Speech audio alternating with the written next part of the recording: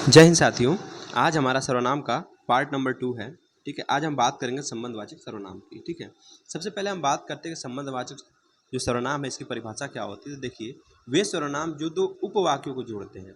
ठीक है, वे सर्वनाम जो दो उपवाक्यों को जोड़ते हैं उनको संबंधवाचक सर्वनाम कहते हैं। जैसे एग्जाम्पल की बात करें तो जैसा करोगे, ठीक है, वैसा भरोगे, तो दो उपवाक्य को जोड़ा यहाँ पे। ठीक है, तो यहाँ पे क्या हो गया, संबंधवाचक सर्वनाम हो गया। ठीक, जिसकी लाठी उसकी भैंस संबंधवाचक सर्वनाम है। जैसा देश वैसा भेष, जितनी मेहनत उतनी सफलता, जो जीता वही सिकंदर, जेते पाँव पसारिए तेते लंबी शौर।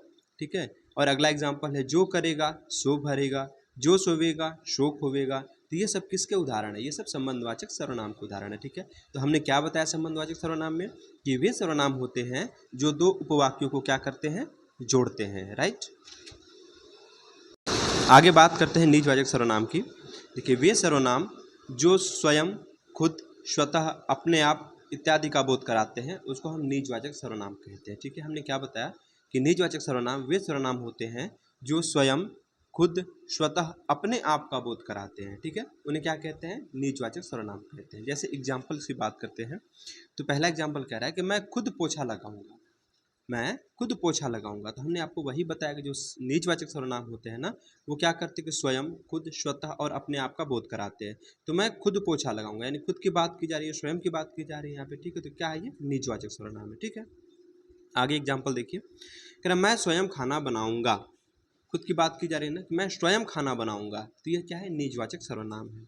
मैं स्वयं दिल्ली जाऊंगी, ये क्या है, निजवाचक सर्वनाम है। अगला एग्जाम्पल, मैं अपना काम स्वयं करता हूँ, ये भी निजवाचक सर्वनाम है। वह खुद पर आस्था रखती है, वह खुद पर आस्था रखती है, कैसा है, निजवाचक सर्वनाम है। मैं अपने आप आ जाऊंगा, ठीक है, मैं अपने आप आ जाऊंगा, ये सब क्या है, ये सब निजवाचक सर्वनाम के उदाहरण है। तो निजवाचक सर्वनाम के बारे में क्या बताया कि वे सर्वनाम होते हैं जो स्वयं खुद स्वतः या अपने आप का बोध कराते हैं। राइट, अब हम बात करेंगे पुरुषवाचक सर्वनाम की। देखिए, हम बात करते हैं पुरुषवाचक सर्वनाम की। तो वे सर्वनाम जो किसी तीन पुरुष का वर्णन करते हैं, क्या करते हैं, तीन पुरुष का वर्णन करते हैं। ठीक है, अच्छा, अगर पूछ जाए आपसे कि पुरुषवाचक सर्वनाम के कितने भेद होते हैं, तो तीन भेद होते हैं। कितने होते हैं, तीन भेद होते हैं। ठीक है, कौन कौन सा होता है, एक होता है उत्तम पुरुषवाचक सर्वनाम, एक होता है मध्यम पुरुषवाचक सर्वनाम, और एक होता है अन्य पुरुषवाचक सर्वनाम।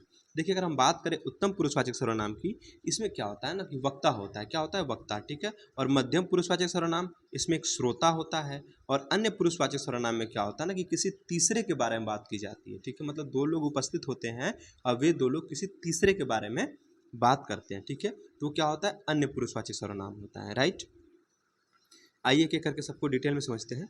देखिए, सबसे पहले हमने बताया आपको कि पुरुषवाचक सर्वनाम वे सर्वनाम होते हैं जो किसी तीन पुरुष का वर्णन करते हैं। अगर पूछ दे आपसे कि पुरुषवाचक सर्वनाम के भेद कितने होते हैं, तो तीन होते हैं। कौन कौन से होते हैं, उत्तम पुरुषवाचक सर्वनाम, मध्यम पुरुषवाचक सर्वनाम और अन्य पुरुषवाचक सर्वनाम। उत्तम पुरुषवाचक सर्वनाम यानी वक्ता की बात की जा रही है इसमें, तो इसमें क्या क्या आएगा, जैसे मेरा, मुझको, मुझसे, हमारा, हमारी, हमने, हमको। ठीक है, मैं और हम, इनके साथ क्या होता है, कारक विभक्ति लगी होती है। ठीक है, तो ये सब किस में आते हैं, उत्तम पुरुषवाचक सर्वनाम में आते हैं। ठीक है, वहीं अगर हम बात करें मध्यम पुरुषवाचक सर्वनाम की, इसमें क्या होता है ना कि एक वक्ता होता है और एक श्रोता होता है, दो लोग होते हैं। ठीक है, एक वक्ता होगा, श्रोता होगा। तो यहाँ बात किसके, श्रोता के बारे में की जाती है ना।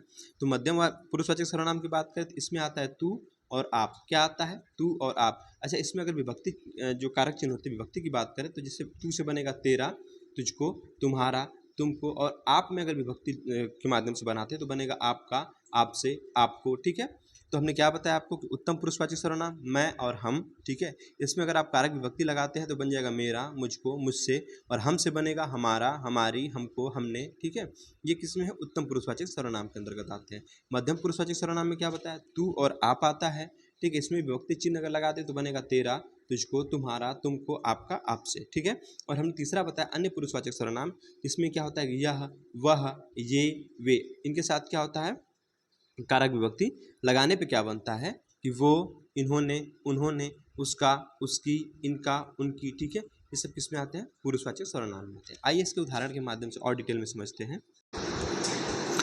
जैसे पहला एग्जाम्पल है, कह रहा वह ईमानदार लड़की है, वह ईमानदार लड़की है। अच्छा, एक बात समझिए, दो लोग हैं, ठीक है, वो दो लोग आपस में बातें कर रहे हैं कि वह ईमानदार लड़की, मतलब एक है वक्ता, एक है श्रोता और तीसरे के बारे में बात की जा रही है। तो वक्ता श्रोता से कह रहा है कि वह ईमानदार लड़की है, मतलब वो किसी तीसरे के बारे में बात कर रहा है। ठीक है, तो क्या हो गया, ये अन्य पुरुषवाचक सर्वनाम हो गया। ठीक है, अच्छा आगे एग्जाम्पल में कह रहा है मैं जिम्मेदारी उठाना चाहती हूँ। मैं मतलब क्या, खुद के लिए कह रहा है, मतलब वक्ता खुद के लिए बात कर रहा है यहाँ पे, है ना, कि मैं जिम्मेदारी उठाना चाहती हूँ। तो क्या हो गया, उत्तम पुरुषवाचक सर्वनाम। ठीक है, हमने बताया ना उत्तम पुरुषवाचक सर्वनाम में वक्ता होता है। ठीक है, उसके बाद हम बात करें अगला एग्जाम्पल, कह रहा है मुझे कम बोलना चाहिए, सॉरी तुझे कम बोलना चाहिए। ठीक है, मुझे कहेगा तो फिर तो ये आपका उत्तम पुरुष में चला जाएगा। कह रहा है तुझे कम बोलना चाहिए। अब तुझे का मतलब क्या, एक वक्ता है और एक श्रोता है, तो वक्ता श्रोता से कह रहा है कि तुझे कम बोलना चाहिए। ठीक है, तुझे कम बोलना चाहिए, तो किसमें आएगा, ये मध्यम पुरुषवाचक सर्वनाम के अंतर्गत आएगा। ठीक है, आगे बात करते हैं अगला एग्जाम्पल, कह रहा है मैं, ठीक है, खाना खाना चाहता हूँ। मैं खाना खाना चाहता हूँ, मतलब वक्ता खुद के लिए कह रहा है ना कि मैं खाना खाना चाहता हूँ, तो किसमें आएगा, उत्तम पुरुषवाचक सर्वनाम के अंतर्गत आएगा। ठीक है, आगे कह रहा है एग्जाम्पल, तुम मुझे पसंद हो। जैसे एक वक्ता है और एक श्रोता है। ठीक है, तो वक्ता कह रहा है श्रोता से, वक्ता मतलब बोलने वाला, श्रोता मतलब सुनने वाला। ठीक है, तो वक्ता क्या कह रहा है श्रोता से कि तुम मुझे पसंद हो। ठीक है, तो किसमें आ गया, ये मध्यम पुरुषवाचक सर्वनाम में आ गया। ठीक है, अच्छा अगला एग्जाम्पल कह रहा है कि इसकी तुम में कोई रुचि नहीं है। इसकी तुम में कोई रुचि नहीं है, मतलब यहाँ पे देखिए तीन लोगों का बोध हो रहा है, मतलब एक है वक्ता, एक है श्रोता और किसी तीसरे के बारे में बात की जा रही है।